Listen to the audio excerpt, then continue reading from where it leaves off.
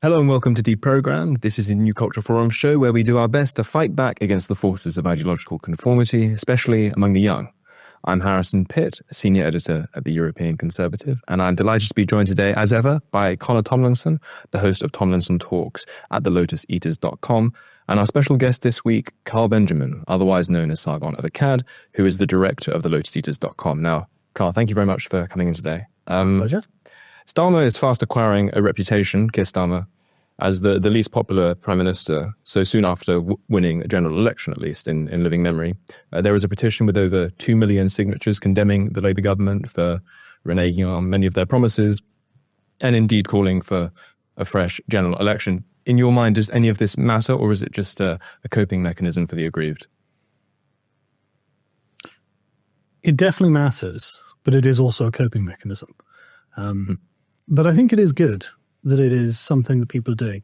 To have passivity and compliance with Starmer's regime would signal that actually people are okay with what is happening to us. And the fact that Starmer is meeting with constant resistance, only, 4 or 5 months into his tenure, is very good, because from the perspective of Starmer, all he sees coming into his senses around him are going to be negativity, constant negativity. And it's got to the point where even the press, 2.5 million signatures on a petition in a day forces the press to ask him, well, Mr. Starmer, why are you so unpopular? And if that's the constant refrain that he's getting, even a man with as little self-awareness as Keir Starmer has got to start feeling the pinch of that.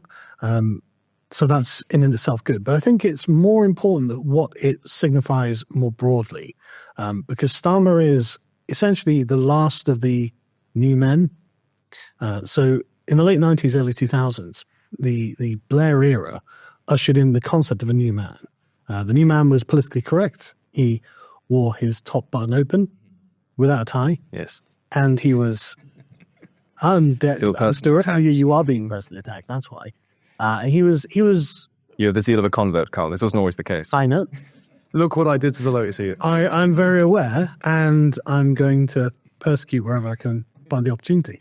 But the new men had a much more relaxed attitude towards standards, traditional standards in particular, and they compensated this by being morally correct, as in expressly pristinely liberal in their opinions. They were feminists, they were progressives, and they were completely in favor of the managerial regime of our time. And this gave rise to the men behaving badly types, the sort of Nigel Farages of the world. And so we see that paradigm having fully essentially split into the two camps of Keir Starmer representing the last of the new men and Nigel Farage representing the men behaving badly. And you'll notice how neither of them are satisfying the electorate at the moment. Yes. Nigel Farage can't even break 20% in the polls. In spite of all of this, the Conservatives have completely capitulated and decided, yes, we'll just elect an African immigrant to be our leader, to be our representative of Britain.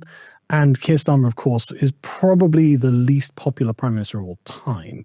So it seems that we've arrived at the end of a paradigm, and that's what I think the constant resistance is from.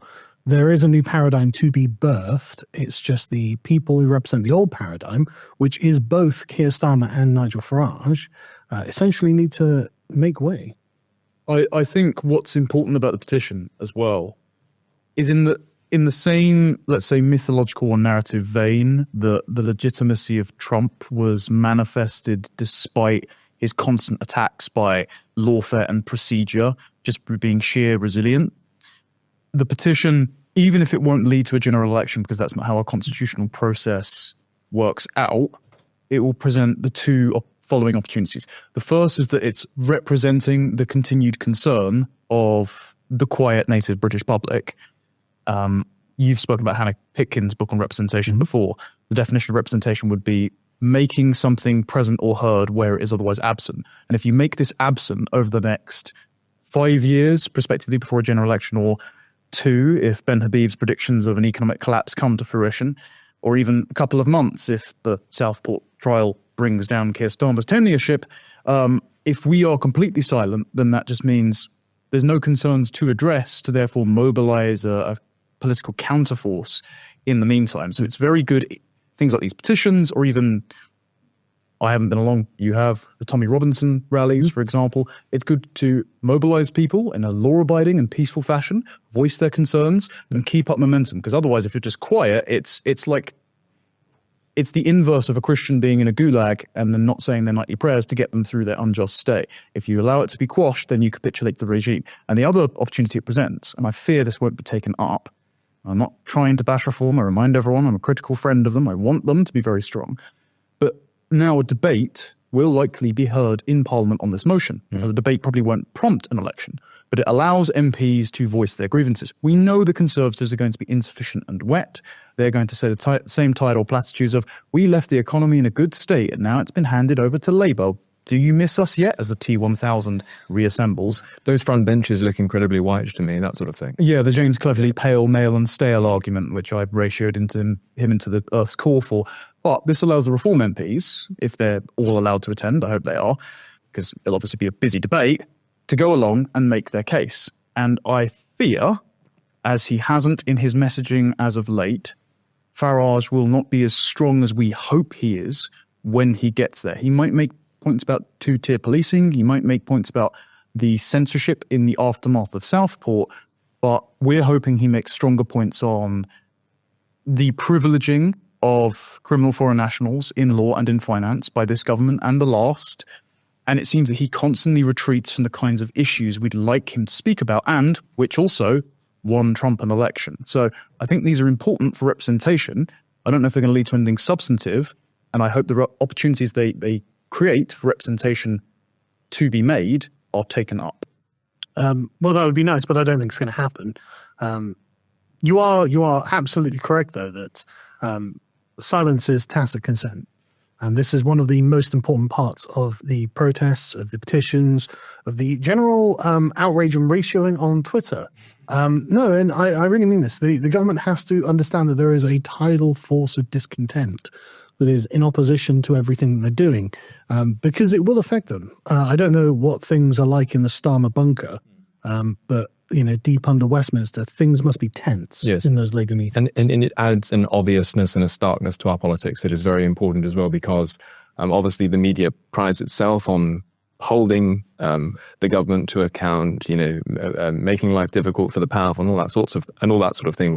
Whereas, of course, when certain governments are in power, they swiftly forget about that role. And I suppose public pressure campaigns like this, while they might not achieve anything in the corridors of power itself in any direct way or in any immediate way, the media are very guarded about their reputation. They do care about that a lot. And we saw that in the Trump versus Biden debate. They had been going along with the idea that Biden was not only fully compos mentis, but firing on all cylinders for about 3.5 years up until that point. And even at that point, CNN, the Washington Post, MSNBC, the New York Times, they realized that their reputations were on the line if they continued to tell people, who are you going to believe, us or your lying eyes? And it's a similar thing that's going on here. And we've even seen Beth Rigby, who I didn't expect this from at all, asking Starmer some very, very pointed questions. I mean, she basically, she didn't use the term, but talking about the recent inheritance tax on farmers, the punitive death tax on farmers, as I would rather call it. She basically accused him of playing client politics, saying, well, why is it always the case that you go after the aspiring, instinctively conservative people who, live away from the state in the freer, less bureaucratic pastures of civil society, and you basically engage in wealth transfers from those people with punitive taxation and feather the nests of DI bureaucrats. She didn't say that exactly, but it was basic. She was invoking the social contract age. She was invoking social age 30. Indeed. So that's a lot more eloquent than Beth Rigby normally is. This is true. That is not a verbatim quotation. So I will give you that. But I found it funny as well, because he's obviously been asked questions about this petition, and Starmer's response at being questioned whether it was more fun on reflection being in opposition than being in office, given that he's facing this tidal wave. He said, it's much better to be in power. And then he added, almost as an afterthought, to do things. He added almost as an afterthought. And some of those things obviously have included gaslighting the people of this country over the Southport slaughter, snatching pensioners, winter fuel payments, and indeed, as I've already mentioned, waging a war on the farmers who produce a great deal of our food. And you were actually at one of these protests recently, Carl. Yeah, I've been to farmers' protests at the United Kingdom rallies. Could you tell us a little bit about the farmers one in particular, because that's especially topical, and it's become a bit of a lightning rod for grievances against this government. Yeah, it was a lot more well attended by establishment notables, as you can imagine. Yes. But the general grievance was the same as the other protests. It's we are being unfairly targeted by the state Yes. in different ways. I mean, they weren't complaining about, say, demographic issues or anything like that. They were complaining directly about the inheritance tax. I heard it, they described just as grave robbing, and it's a fairly accurate characterization. And I think that the farmers' protest is the first step because they've seen what farmers on the continent have done and what the truckers in Canada have done. And this is an existential question for them. This isn't merely, I don't like that I can't afford to buy a house. This is, I'm going to be ruined. And so it's very serious, and I think they will escalate. But They meaning the farmers. the farmers, yeah. But the issue that we have is just paradigmatic. I mean, have either of you ever watched Red Dwarf? Yeah, of course, I've seen all of it. Watched Red Dwarf. Yeah. I don't know what that means. It's a television program. Okay, No, I've not watched. then Connor will be the only person in this conversation, other than me, who understands that essentially we have the choice between Arnold Rimmer and Dave Lister being in charge. Starmer is definitely Arnold Rimmer. 100%. And not the Ace rendition. No, not the Ace Rimmer. But Nigel Farage is very definitely Dave Lister, the new man versus the men behaving badly. And the problem is that Farage, I think, is just probably too old to go through the transformative process to become what the man behaving badly needs to be, which is the moral exemplar who's been through the fire, learned the hard lessons to be able to instantiate the correct moral order for the society itself.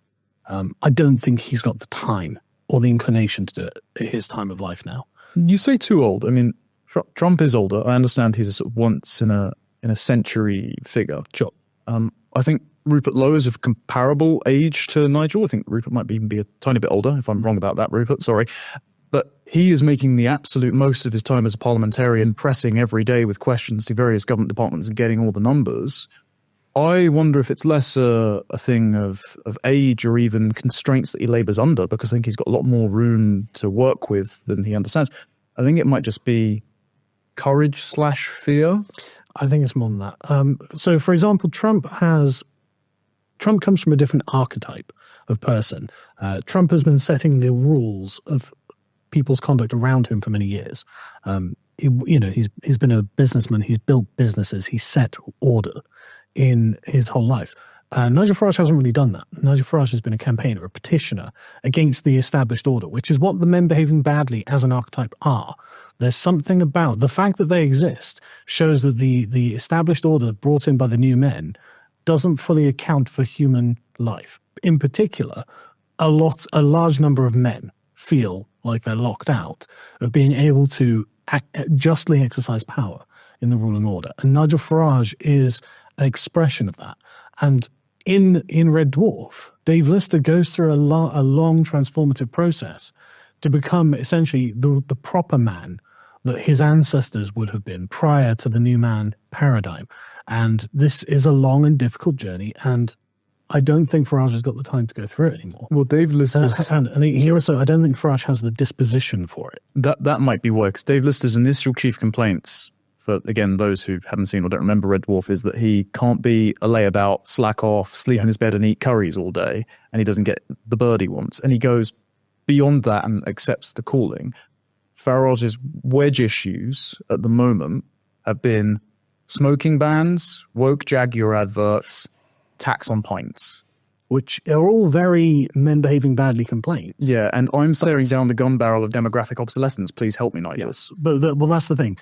The end of Nigel Farage's story should have been him transcending the paradigm of new man and man behaving badly to become essentially a moral exemplar, to instantiate a new order for what being a man in the 21st century should look like. And he hasn't got that in him. He just doesn't have that in him.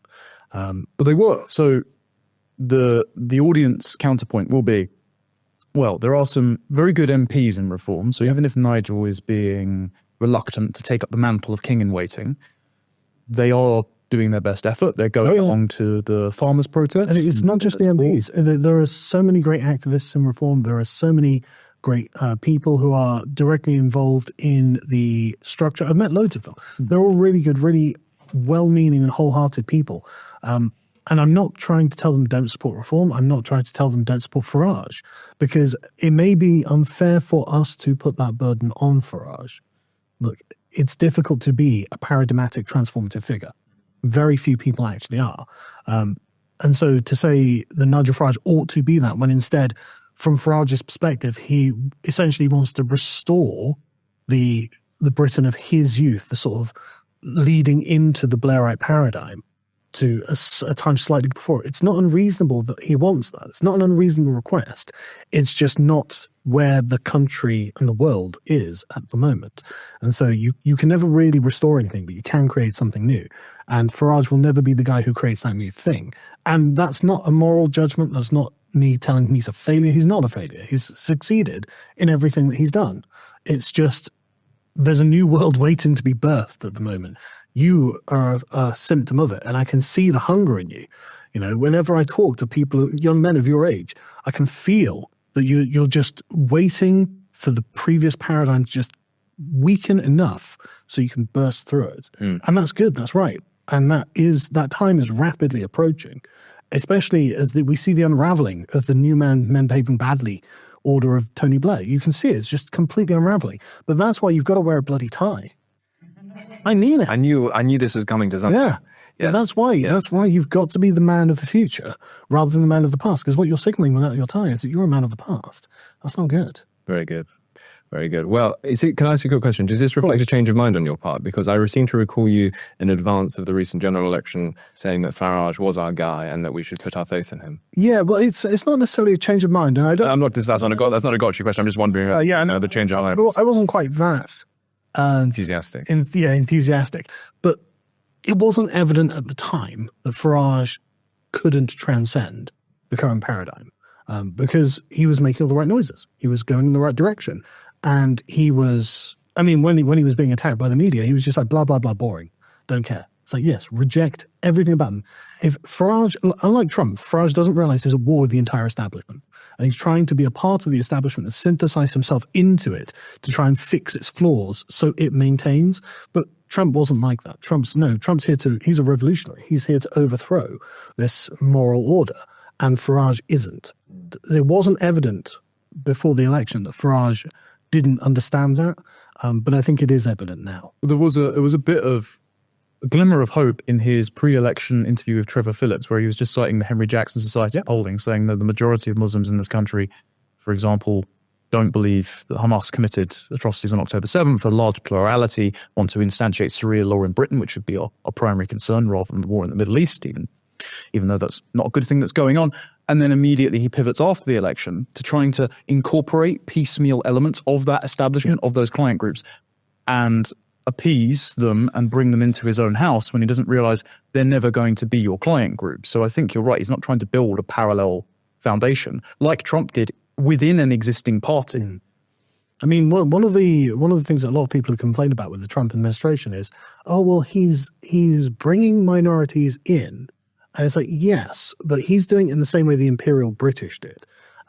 Trump's top brass, the upper echelons of his campaign are basically traditional white Anglo-Americans.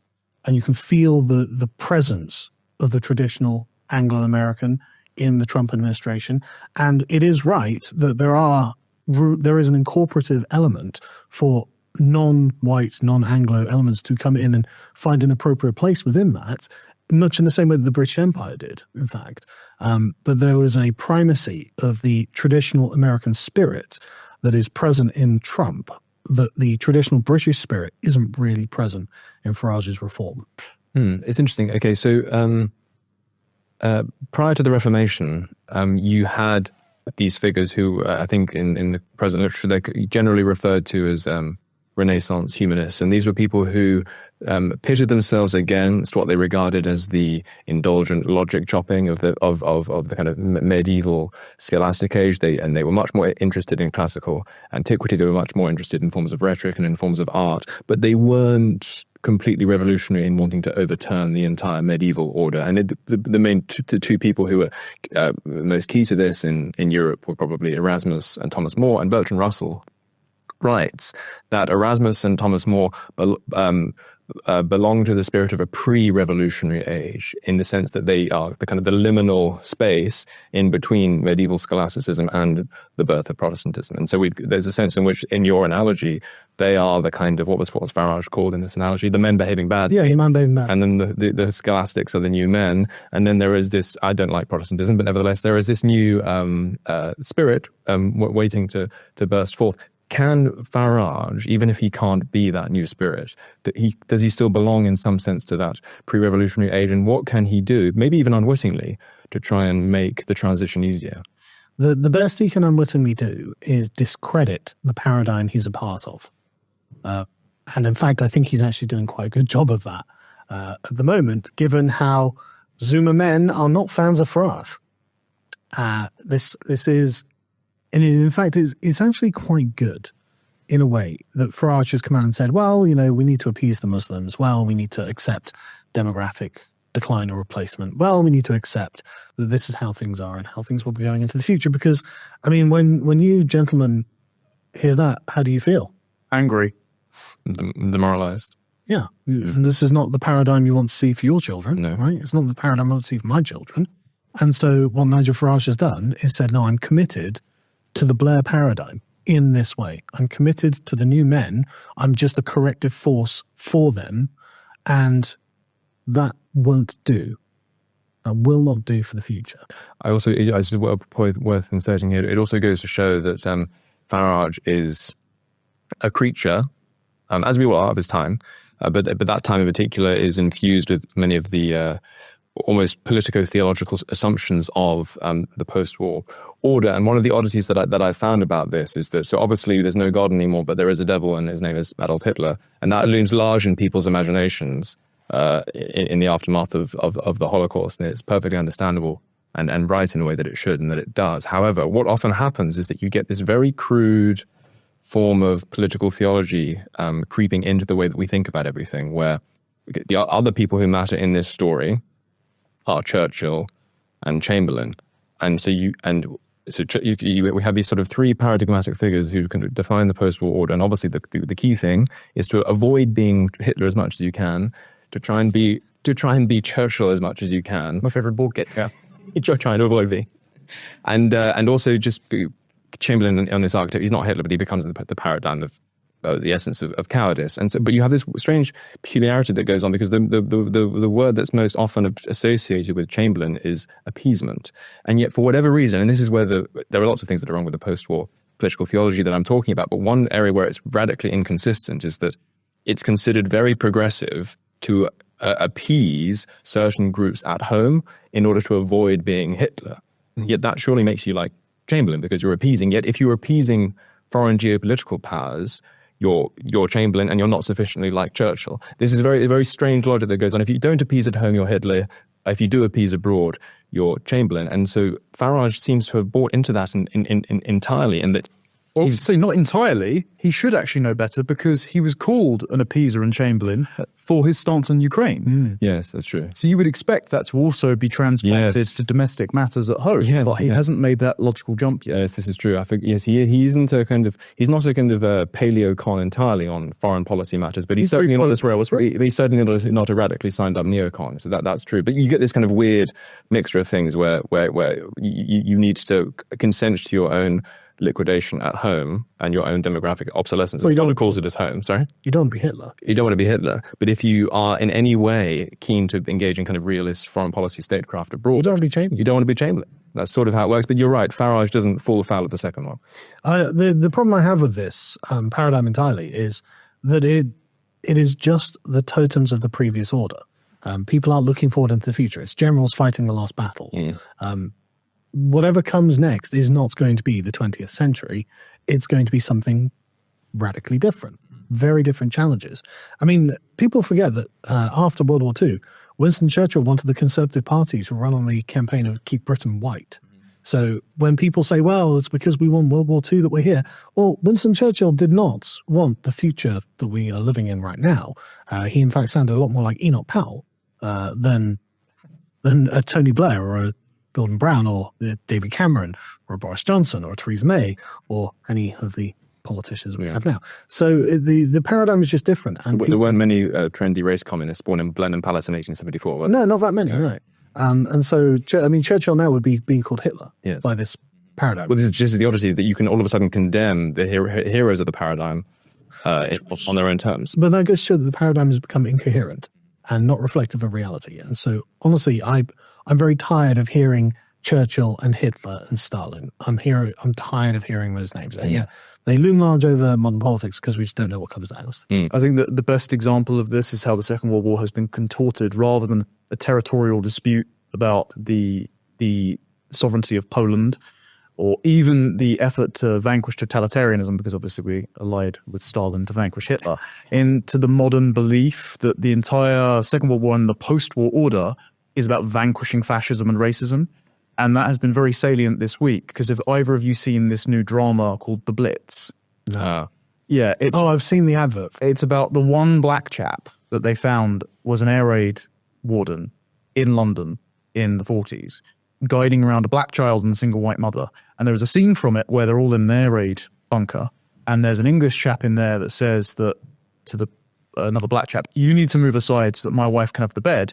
And then the Jewish man walks over and says, hey, you can't talk to them like that. And he says, yeah, if you stand up to me, you know what I'll do to you. So the idea is that the Second World War and all of its ensuing aftermath needed to be fought as much at home for the English, on English minds and hearts, as it did abroad on German forces. So that's the paradigm we're living in, is where we are indistinguishable from Hitler for worshipping Churchill. Yeah. But again, this is the paradigm we need to step over. And I think really what this comes down to is the unraveling of liberalism. Because, I mean, people do forget how powerful liberalism is.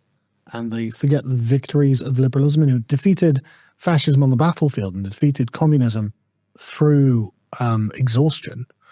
And so now the only paradigm that's really left is the liberal paradigm, and it doesn't know what to do with itself. It thought it was in the end of history, but it's evident now that, in fact, it was, well, self-deluded. And we are still within the realm of international politics in which thymotic actors in the form of collective states operate in their own interest, which the liberal West is one of them. And it has told itself that, no, I'm a universal state for everyone, in all times and all places. And that's just not true. It's particular to us and the people who are our clients. And the Chinese and the Russians in particular are showing us that this is just, it's obviously the case. And the problem is the liberal order doesn't know how to deal with it. And concurrent to this, previously, the liberal order always had a huge amount of moral support and succor at home. Regardless of the problems that the West faced throughout the 20th century, self-hatred was not one of them. This self-hatred is a very new phenomenon in the pop culture. If you look at you can go back to the 60s and 70s, they're radicals against something, but they're not against the very nature of their own countries. They just want their countries to be, as they perceive, more fair. And all through the 80s and 90s, effervescent in the self-confidence of the West, because we'd won the Cold War. We were the winners. We were good. There was no problem. But now, essentially, that has rotted out. And so we are left sat wondering, well, what really are we if we are just universal men, if we're just all the same as everything else? And so there's a lot less domestic support. And that's what the unwinding of the new man paradigm is showing. The complete collapse of moral support for what is in itself liberal philosophy, and the insuitability of it for what is happening right now to deal with the problems that Farage is incapable of dealing with, and to deal with the problems that you, when you get to my age, are really going to, I mean, these are in your face at the moment, but my God, they're going to get worse. To do with education in particular? Not just education, just everything. The concept of law and order in this country utterly turned on its head. I thought you meant because you're a father. Well, I mean, it's one thing, but the law and order at the moment is just bafflingly insane, where foreign rapists and murderers are essentially treated with the lightest of touches, but the English are, of course, completely criminalized, treated as a criminal class by their own government. the liberalism can't deal with the problems it itself has created. And so whatever comes next, again, there isn't a name for it yet, but it heralds essentially an end of the Enlightenment itself. One of the definite and undoubted beneficiaries of that kind of globalized form of liberalism that we are swept up in are sort of global conglomerates who can pose as progressive, morally rectitude denizens of this liberal global order, like BlackRock, who's, from what I can tell, whose entire business model is effectively to gobble up assets at bargain basement prices. And this necessarily means that they have a kind of vested interest in making sure that there's as much disorder about as possible so that they can achieve that. One thing to remember about BlackRock is they're a pension manager.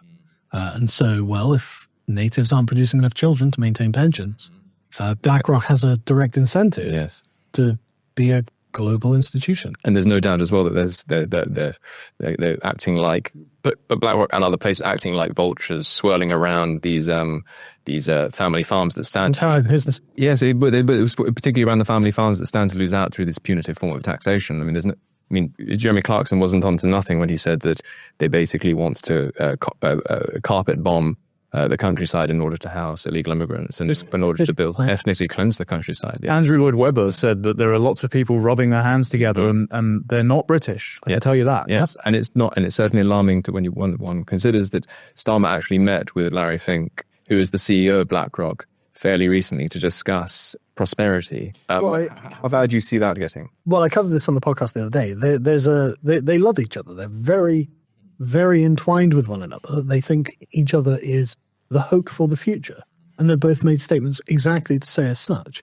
And it just so happens that Keir Starmer is implementing policies that are going to result in a sudden rush of land to the market, which I'm sure will be happily bought up by Larry Fink.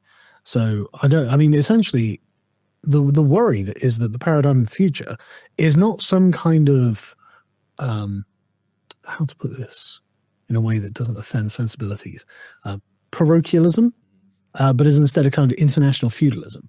The World Economic Forum, you will own nothing, you'll be happy order, where you are just a perpetual renter on land that is internationally owned in a country that is just an economic zone. Or we end up with a more right-wing and particularist state that understands, much in the same way as Israel, actually, that the state is there for the good of the people, and the people are a cohesive whole, and they are bound together by shared ties of ethnicity, culture, history, and heritage. And this, I think, is the two paradigms that we face in opposition to one another. And one is way better funded than the other, and way more powerful than the other. Yeah. And so people need to see this coming, basically. It's also, yes, another thing that's very much verboten today is for states not only to act in the interest of their people at home, but to act in the interest of their people abroad. I wonder whether you're as cynical as I am on this particular point, Carl, because we were speaking, I won't say about what, but we were speaking earlier, and it turns out I might be have a higher dose of cynicism than you do on many things. I'm actually a tremendous optimist. Naturally, I'm very, very optimistic in my natural disposition. Sure. But the facts are as the facts are. No, indeed, yes. But it's basic. So at the moment, I mean, we've seen there are reports of France and Britain, led by Starmer, wanting effectively to escalate the war in Ukraine at the moment. And I mean, I fail to discern any national interest of Britain's that is served by that. And yet Starmer's doing. Do you think that, to the cynicism point, do you think that this is in some ways a distraction tactic from the type we saw with Boris Johnson doing this? And when he was going through the whole Partygate saga, he would sort of schedule in opportunistic visits to Kyiv in order to meet with Zelensky in order to get that photo op. Do you think that Starmer might be attempting something similarly cynical, or have the Americans keen to jeopardize Trump's coming term in January, perhaps put him up to it? I don't know how much of how strategic Keir Starmer actually is. He seems to have essentially bungled into a massive majority as the Prime Minister, and 35% of the vote. Yeah, 20% of the potential vote. Exactly. Which 35% of the actual vote. Yes. And it's lowest in the post-war era for a single government. Yeah, he doesn't have a mandate, and yet he's got the power to do anything that he wants. And he seems to want war with Ukraine for with Russia in Ukraine for moral reasons. He, I think, sees in Russia an alien paradigm, which I'm not saying is one we should adopt at all. As far as I'm concerned, Russia is essentially a kleptocratic mafia state that is essentially becoming more like the Tsarist regime than not at this point. So there's just, I don't want people to take this as any kind of political sympathies with Russia. But as far as I'm concerned, they're just an alien civilization to us. And, well, there are lots of alien civilizations to ours. But Keir Starmer views the alien nature of Russia as being non-liberal, which is correct. It's not liberal. And therefore, its very existence is a threat to the hegemonic universal claims that the international liberal civilization is making. Because, I mean, when we say the international community, what we're saying is North America, Europe, Japan, and Australia and New Zealand. Right? That's it. That's the international community. So it sounds like a global order, which is actually just an alliance, essentially NATO. It's just an alliance of liberal countries that have claims to universality, when in fact, what we see, if you map it out on a world map, it looks like a game of Risk, because it is, essentially. And you've got different centers of civilization that are competing. And the Chinese are playing a very long game. The Russians are not playing such a long game, it seems. And the question is, can we beat the Russians? Maybe, but that means liberal internationalism wins rather than the parochial, ethnically focused and centered paradigm that we're hoping is born into the new world. Yes, and would you like to say something? I was going to say it's very important to note also that BlackRock are making a tiny penny off of this, because much like in Iraq, when Joe Biden's brother got all of the contracts to rebuild all the houses there after he carpet bombed that into barbarism again, BlackRock have a lot of loan guarantees from the States, and they say, well, we'll rebuild all of Ukraine. We are obviously just giving money hand over fist. We're not actually loaning it to the Zelensky government. We're just giving it in aid. And Starmer has pledged, was it $3 billion every year for as long as it takes? Ironclad. So, yeah, no economic fiscal considerations there. But all of Starmer's both client groups and client persons, Bill Gates also recently visited Downing Street as well. No coincidence on the farming front there. They seem to be lining their pockets with all of his policies. So I think you're right in saying it's not necessarily strategic because the man doesn't dream.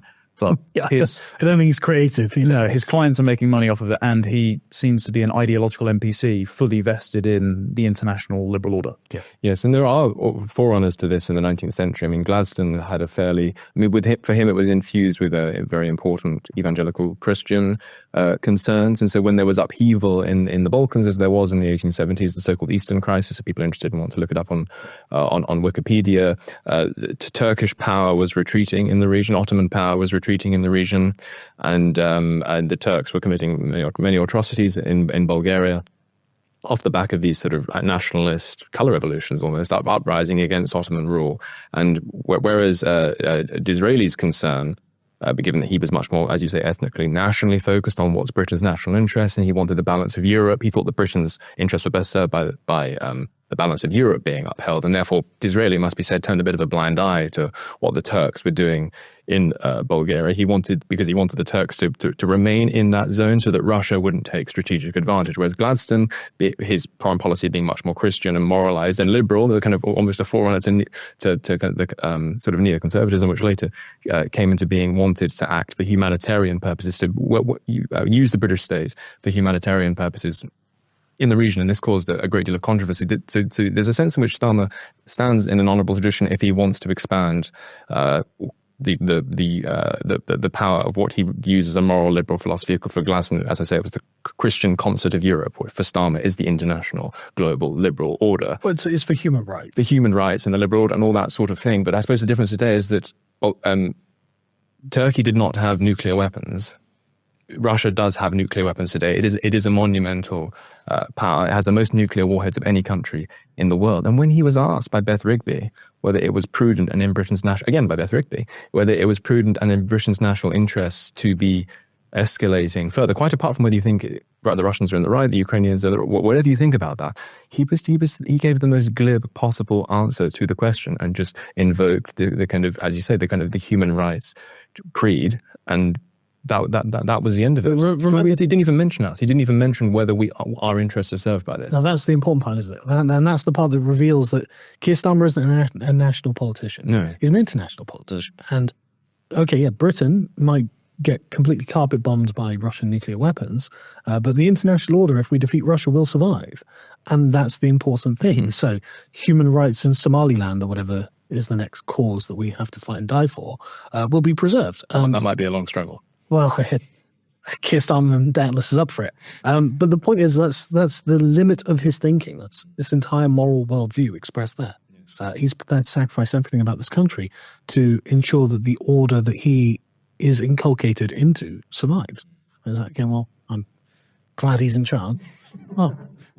When Westminster is reduced to rubble, he can at least Scarborough back off to Davos, which he himself said he prefers. So. Yes, absolutely. Yes. So I was actually planning to come on to reform later. We mentioned them a bit there, but with a kind of practical focus in mind. In fairness to reform, I was looking at some of the details recently. In council by-elections since the general election, they have achieved an average of a plus 11-point swing in their favour in council elections. And for perspective's sake, the Labour have achieved or experienced a minus 9.8 point swing against them, and the Conservatives are minus 0.3. So the Reform is making some movements, and not as much as we might like, but what in particular do you think that they should be doing to capitalise on the very low water in which the Uniparty, consisting of both Labour and Conservatives, find themselves at the moment? Can I quickly counteract that? Yes. There's new polling that came out yesterday based off the back of this 2 million general election petition, and it mapped out how many seats they would win. They're only going to win 5 MPs. Yeah. I saw one that said 29, but in any case, it's certainly not a stonking majority. No, that's the thing that is remarkable about reform is in the wake of the total moral collapse of both parties, Nigel Farage has failed to really gather much up at all. And that's because Farage, without realising it, he's not a coalition builder. He can't build coalitions with people who are also competent and capable of building a sort of dominance of their own. And so he himself has a large kind of, fan base, but he, as a character, only appeals to a certain kind of person. And this kind of person is often well into their 60s at this point, and also has been raised on myths of World War II. And if you are unprepared to step outside of that paradigm, well, you've got the 19% share that you're always going to have, and you're not really going to go any further than that. And so good luck trading on that. And it's a real disappointment, to be honest. I don't understand why there is a single right-winger in the country who is not in reform. The answer is that Nigel Farage hasn't asked them in. If anything, he said, we don't want you. Yeah, exactly. If anything, he's actively rejected them. See Ben Habib. Well, yeah, Ben Habib, but everyone. There are loads of actually really talented right-wing commentators in this country, and I'm not just talking about the people sat here. There's a plethora of talented right-wingers who would be Reform's natural constituency and would help Farage to gain a much greater share of the overall population. But because he keeps making sure they're at arm's length, they have nowhere to go. Nigel Farage isn't able to pick up their energy and can never reach a kind of critical mass where there's just so many people on one side say, yeah, it's Nige, and to push him over the edge. So he can only go as far as his personal charisma allows him to go. But again, the kind of person that he is only appeals to about 19% of the population. So I don't think that he's going to be able to do it. I think the Conservatives will be able to glue themselves back together in some very a weakened form, but something that is capable of at least being we're not Labour. And I think that the beleaguered electorate will eventually say, fine. They could almost win in the same way that Starmer just won. I mean, there was no great enthusiasm for Starmer, but because he, because the last 5 years has been Tory, he basically just kept quiet, and that there was a kind of stealth route to power and office, and it's likely that the Conservatives, in the absence of Farage making much more of a din than he is currently making, can just pursue the same strategy. Well, just a quick thing on that. So the right is actually in Britain normally quite united in the Conservative Party. If you look at the left, there's a plethora of small but significant left-wing parties. You've got the Scottish National Party, the Liberal Democrats, the Greens, the Labour Party, and presumably some other ones. That's a large a large number of left-wing parties that are all competing for the same constituency. Nigel and the Conservatives have had their battle, and Nigel didn't overthrow the Conservatives. The Conservatives are still at 28%. Labour are going down, and like you say, it can literally, yeah, sure, he'll get maybe 20. Be like the Liberal Democrats of the right, basically. But the Conservatives and the Labour Party will still be the only game in town, and so we're still trapped in the same position that we're in.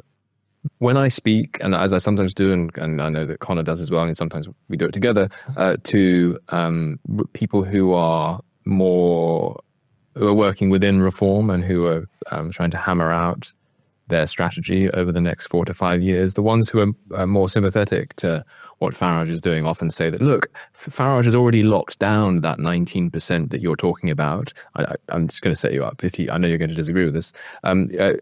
He's already locked down that 19%. The thing that he should be doing now is trying to appeal to Middle England. Should be trying to appeal to. That's why he shouldn't be going on things like the New Culture Reformers and the Lotus Eaters. He should be going on things like Sky News and trying to broaden his appeal. Or Memory TV. Memory TV. Trying to broaden his base. That is the sort of thing that they usually say. And their concern is that the more he leans in to the enthusiastic energy that is characteristic of particularly the Zoomer right at the moment, but not all Zoomers, the more he will alienate people in Middle England whose sensibilities are a little bit too queenie for that. He should be doing both. Right. Basically, what he should be doing is constructing the moral justification for why he and the people who support him are correct, even if on an individual basis that particular supporter is questionable. Now, this was shown, I think, most clearly in Richard Tice the other day when he was talking to some establishment mouthpiece, and he was being grilled about the United Kingdom rally, and he was asked, well, why you and Tommy Robinson agree on this? So what? He's like, no, we agree with ourselves. And it's like, okay, but It wasn't an establishment mouthpiece. It was Camilla Tominey on GB News. oh, was it GB News? I couldn't remember who it was. So even in the friendly setting, Camilla Tominey's a lot of splinters in the backside from sitting on the fence, sure. But even in a friendlier setting, he still felt pressured. Yeah, and the fact that what he was doing there is saying, no, people who agree with us are bad. He said, we don't want anything to do with that law. He's carving off all the United Kingdom people who voted reform, the overwhelming majority, and distancing them from the party. Yes, I spoke at the last not the last, but the one before, and I just asked people who voted for reform. Massive cheer, the entire crowd. This is his core demographic, and Tice, endorsed by Farage, is alienating those people. But what he's also doing there is saying, no, the people who support us are bad people. Like, we disagree with those bad people. You would never see Donald Trump do something like that. And that's a great point. Trump has this uncanny ability just to hoover up various different sectional interests. Where if you got them all in a room together, they would be tearing lumps out of each other. Yet they all vote for Donald Trump. Well, Bobby Kennedy's got an example of this, and he just says in every speech, look, I don't agree with Bobby Kennedy on abortion and oil, but I'm not going to let him do that. I'm going to let him do the health stuff, which we all agree with. And then he gets all the crunchy granola mums over and wins. And that's great. And this is go back to your point of Farage cannot, or is unwilling to, build coalitions, because one of the best things he could do is not just reach out to Jeremy Clarkson or Douglas Murray as an advisor, it's make friendship with Ben Habib. Because who are all the people in Donald Trump's orbit? They either actively insulted him, like J.D. Vance back in 2016, or they campaigned against him for president, and he's brought them into the fold. And I think that would be sensible. Well, this is the thing. Nigel Farage has not yet learned how to be the victor. Right, that's the problem. And so to say no, the people, because I mean the one on GB News was literally like, these people agree with you, and Tice came out with the most preposterous. We agree with ourselves. It's like, well, thank you for that tautological statement. Of course you agree with yourselves. But the point that she's making is all of these other people agree with you, and you're calling them bad people. How are you distinct from them? And Tice had no answer for that. Right. Well, what Donald Trump does is say, well, anyone who agrees with me must fundamentally be correct and good, and therefore I will make the moral argument that essentially encompasses all of them, and they have nowhere else to go then but to come to me. And if he can make the moral argument convincingly, which to the majority of Americans he clearly has, and I love Donald Trump, but he's not the world's most articulate man, right? So if Donald Trump can make the moral argument that most people agree with, I'm sure that Nigel Farage could have done it as well. Yes. Then you find yourself with a much, much larger coalition that includes the genteel types that you're talking about, and also includes the more sort of hardline and kooky people like RFK. And I say this as a person who personally really likes RFK. Yes. I think he's a lovely chap. Even if some of the things maybe he says are a bit off the wall, I still want him in charge of the health industries. So you can create a much larger coalition, but you have to take the flak and create the moral foundations. Say it's this, and this, and that's where we stand. And so everyone can find a plinth on which to put themselves and say, I agree with him for populist reasons. I agree with him for health reasons. I agree with him for immigration reasons. And Nigel Farage has refused outright to do that. And he's deselected so many candidates over things that are insanely petty and are reform policy, but because the media has reported it, Nigel Farage, just get rid of them. It's too much work to try and defend them, which means that's a constituency he's slicing out. That's a plinth he's taking away. You can't stand on that one. You can't stand on that one. You can't stand on that one. And suddenly Nigel is alone with 5 people around him, 5 allies. And they're not really great allies. I mean, Lee Anderson's good. Rupert Lowe's good, but small. James McMurdoch is actually very on side, but I'm sure, people but what's his expect him to win. presence? Who knows who, if you walk down the street, who knows who James McMurdoch is? Nobody. And then you've got Zia Youssef, who put a load of his allies into a particularly skeptical frame of mind, because it was like, oh, right, so this guy just bought his way to the top of your party there. And ousted Ben Habib, which we actually really liked, who was one of your key allies. So it's just crazy how Nigel has chopped his own legs out from underneath himself and not taken any example from Donald Trump, who is now essentially going to be king of the world come January. Well, he is. Seems like a good model to emulate. Well, yeah, exactly. You would think, okay, model it. You're at war with the media, you're at war with the establishment. Anyone who doesn't counter-signal you or isn't aggressively against you on the moral issue, bring them in. You're the winner. They agree with you. They will find their place underneath you. But Farage can't seem to accept that he is essentially the king of the right in Britain. He is at the top of the pyramid, and everyone else needs to find a place underneath him. And he seems to refuse to do this. And okay, well, if you can't do it, then you can't do it. But that means you're not the man, right? That means someone else will be the man, and it's not you. And we just have to wait for your time to pass until the next iteration of the cycle. Well, listen, Carl, hopefully he or someone else is doing a little better in a year's time, and we can bring you back to assess. I'm happy to give my critique. Thank you very much for joining us on Deprogram. Connor, thank you, Isabel. You've been watching Deprogram. Make sure to like, subscribe, leave a comment if you wish to do so, and we shall see you on the next one. Hello. If you're enjoying the New Culture Forum channel and you believe in our mission, may I invite you to join our membership scheme at the link below or on our website, newcultureforum.org.uk. Our work is more important now than ever, and we have great plans ahead for the future, but we can't do it without your support. From as little as £3 per month, you can help ensure that we continue on our mission. As a member, you'll receive a range of benefits, including access to exclusive content, invitations to our private events, including here at our studios, free copies of our books, and much, much more, including, of course, our famous NCF mug. If you aren't able to become a member, then please help us by clicking this button and subscribing to our channel. It's completely free. Just remember to also click the bell icon so that you can get notifications when we post new videos. Thank you.